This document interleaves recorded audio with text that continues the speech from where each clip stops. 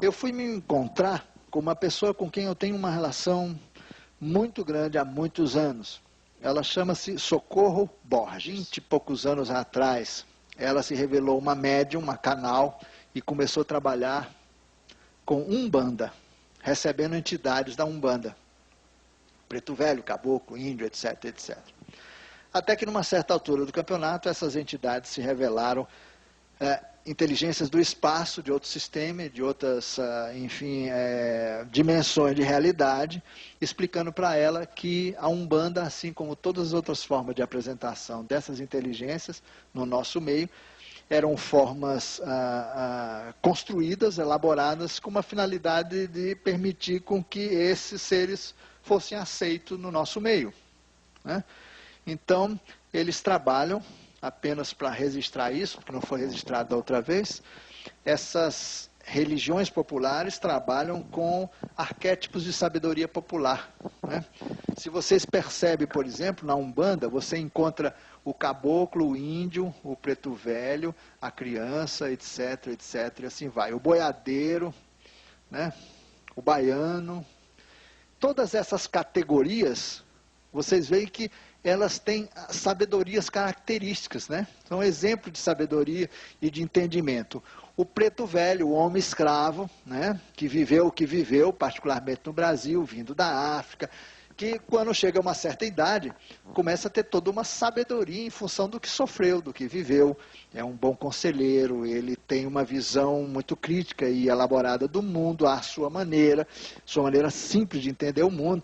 Então, são utilizadas essas figuras, como o índio tem a sabedoria do indígena, o nativo, o caboclo da mata, né? O homem que vive na mata. Normalmente, no caso brasileiro, são pessoas mistas, filhos de índio, né? Mamelucos, etc. Então, a criança que tem sua sabedoria também, e até mesmo o malandro, né? Enfim, são todos, vocês veem que são arquétipos de sabedoria popular que são utilizados para a comunicação de inteligências que trabalham com recursos de ciência e tecnologias avançadíssimos. Quer dizer, através de uma intermediação, cria-se um conjunto de figuras que permite com que a gente aqui possa conversar com eles dentro de uma linguagem simples, enquanto tecnologicamente eles trabalham de forma direta com essa pessoa aqui, né? No meio disso tudo está o médium, né? O sujeito que intermedia essa relação dessa estranha... O Socorro Borges começou a perceber isso muito antes que os grupos espíritas, espiritualistas, esotéricos, os canais da Umbanda e de outras práticas mediúnicas no Brasil percebessem. Ela sacou, né, que os pretos velhos nem eram pretos, nem velhos, né? Começaram a perceber que se você conversa legal com eles, eles falam da bacia deles. Eles chamam de bacia o aparelho voador deles. E aí começa a brincadeira, porque é muito engraçado você usando a linguagem característica dessas criaturas aqui, porque isso são apenas linguagens, né? A entidade, quer dizer, o ente que dá essas características aqui, ele é outro ser, né? Fazem parte de legiões de seres que fazem essa intermediação entre inteligências altamente elaboradas e nós aqui da Terra, que vamos lá levar problemas de os mais simples possível. Ah, meu marido bebe. Aí começa aquele papo com o preto velho, com o caboclo, com a índia, com a vovó isso, com a vovó aquilo.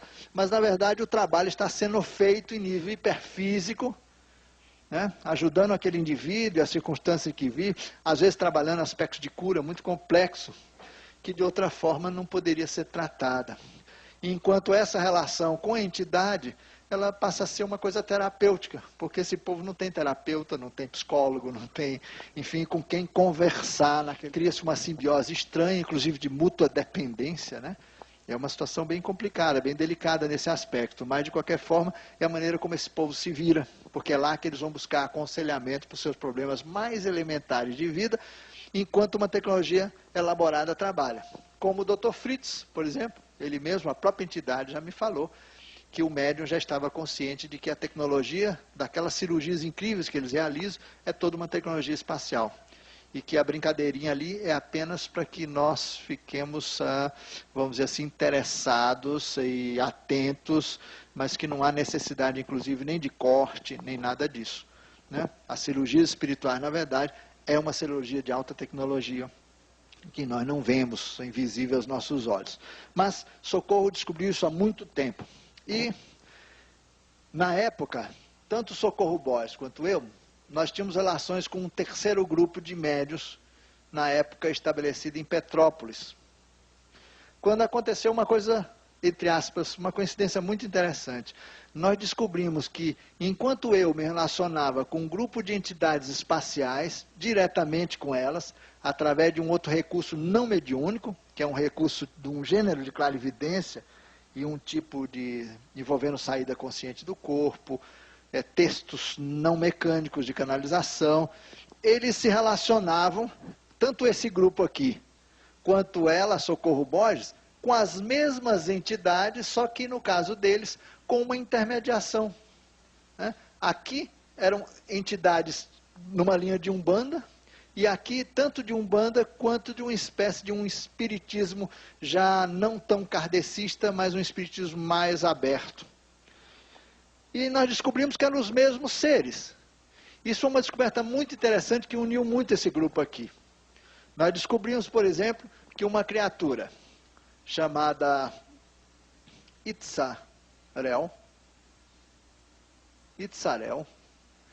tinham várias manifestações, uma delas chamada Argon, uma outra dele mesmo chamada Ório, depois uma outra dele chamada Issaresi, um nome que ele teve quando viveu na Terra, e que no trabalho de Umbanda, ele trabalhava numa faixa vibratória específica chamada Pai Joaquim de Aruana.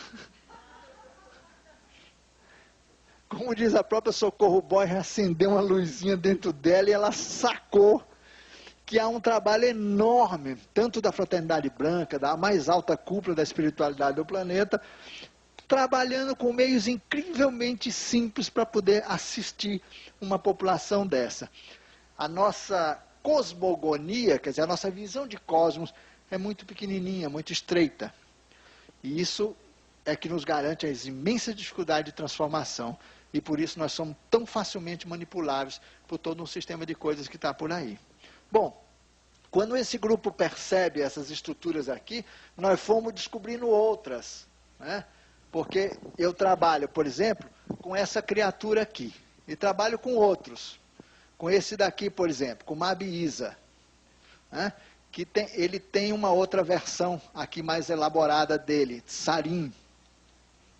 Depois, outros mais. Esse daqui, por exemplo, não trabalha com o grupo da Socorro Borges, mas esse integra a mesma equipe. Esse aqui é uma espécie de chefão de uma coisa chamada Orsinarã. Orsinarã, que quer dizer uma viagem de paz. Paz, resultado do esclarecimento das pessoas no mundo de Ors. Ors é o nosso Sol.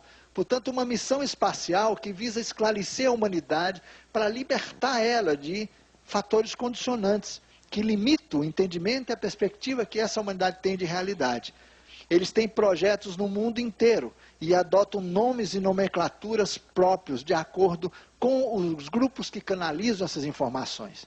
Então você pode ver dentro da Umbanda com uma linguagem específica e depois com outros canais com uma outra linguagem, como a própria Amazofia, que é uma linguagem sofisticada para pessoas que têm o entendimento cartesiano de realidade, que pode estabelecer, portanto, um plano lógico de entendimento.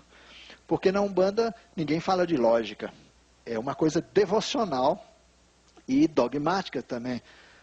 O povo que participa tem um entendimento de acordo com o que é dito pela doutrina. É isso e pronto, ninguém discute nada.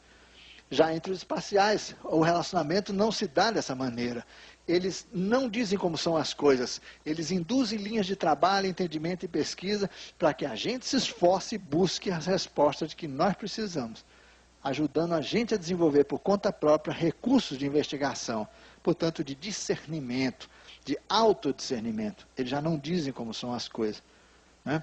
Tanto é que se você descobre uma coisa que eles sabem que está errado, eles não interferem, até você mesmo descobrir de que aquilo não está com uma perspectiva correta, que você vai ter que mudar aquilo. Aí quando você percebe, aí eles ajudam você na mudança, né? Então, eles patrocinam sempre saltos de consciência para níveis cada vez mais elaborados. Mas isso aqui acabou fazendo com que acontecesse uma grande amizade. Esse grupo depois se desmancha, não segura as pontas e vai se desmontando completamente. Hoje só existe uma canal e que não tem mais praticamente nenhuma atividade, vive isolada no interior do Paraná. Enquanto a Socorro Borges recebeu uma incumbência de criar um grupo de umbanda na casa dela em Teresina, para escândalo da vizinhança inteira. E ela então resolve fazer isso, e foi muito perseguida tanto por grupos evangélicos, quanto pelo próprio espiritismo, que de alguma maneira existe na região, além de cultos afro-brasileiros. A Umbanda, gente, ela nasce, na verdade, de um fracionamento do espiritismo clássico. Todo mundo acha que a Umbanda é um culto afro-brasileiro, e na verdade não é. Não tem nada. A origem dela é totalmente diferente. É a única religião brasileira, na verdade, que existe, é a única religião brasileira. Eu não estou fazendo propaganda da Umbanda, eu estou dizendo para vocês como é que isso nasceu. Quando no espiritismo era uma mesa espírita kardecista na cidade de Santos, quando de repente um médium da casa recebe uma figura lá, um espírito, uma alma, que diz que era um preto velho. Depois recebe o caboclo, depois o índio. E como o espiritismo kardecista não tinha como enquadrar aquele fenômeno, expulsaram o médium. E ele começa a criar uma casa e perguntou para as próprias entidades como denominar aquele espiritismo. Ele disse, é aquilo que vem da parte do que é indivisível, que tem um só lado, da Umbanda. Aí nasce a Umbanda assim, que começa a se... Porque havia uma elitização tão grande do espiritismo na época. O espiritismo queria competir com a Igreja Católica e foi abandonando a população de baixa renda. Ficaram sem cobertura. Aí nasce a Umbanda para suprir isso. Logicamente, a Umbanda, como ela é uma coisa que não segmenta e não fraciona e não tem qualquer, vamos dizer assim, fronteira estabelecida com outras formas de filosofia, outros cultos, ela absorveu um pouco do cristianismo, um pouco dos próprios cultos afro-brasileiros, de um modo geral, da quimbanda, de tudo, né? Muita gente acha que Umbanda é macumba, isso são coisas completamente distintas. Mas o que é interessante notar é que os nossos amigos do espaço se utilizam desses arquétipos de sabedoria popular para se comunicar. A partir de um certo momento, eles pedem para abandonar isso daqui, porque não precisa mais. Você se relaciona, mesmo mediunicamente, sabendo que você está conversando com seres do espaço, ainda que numa linguagem compreensível e que perfeitamente assimilável, né?